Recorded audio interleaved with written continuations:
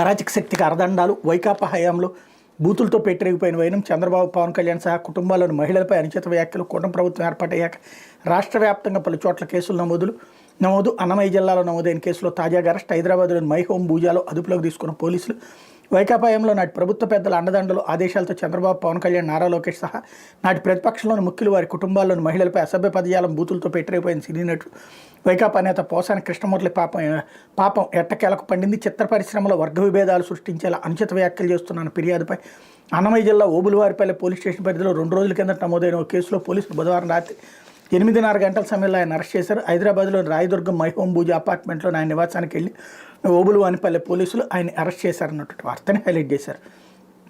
ఇది విచిత్రమైనటువంటిది. సరే, పాత రోజుల్లో విమర్శించిన దాని గురించి అప్పుడు కేసులు పెట్టారంటే ఒక అర్థం ఉంది.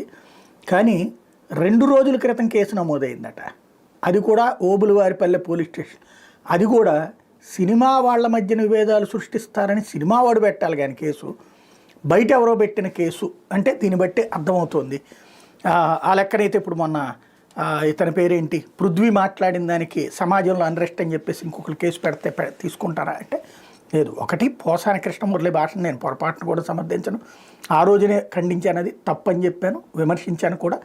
ఏంటి పోసాని ఇదేం భాష అన్నటువంటిది, సంస్కారం ఉండాలి కదా అని కూడా మాట్లాడాం. అట్లాంటి భాష మాట్లాడినటువంటి వ్యక్తి అధికారం దిగేటప్పటికి అర్జెంటుగా జాగ్రత్త పడ్డాడు. కాకపోతే వెంటాడుతుంది అన్నటువంటి కరెక్ట్ వీళ్ళు రాసింది పాపం వెంటాడుతుంది అన్నటువంటి పాయింట్ అయితే ఇక్కడ నడుస్తోంది.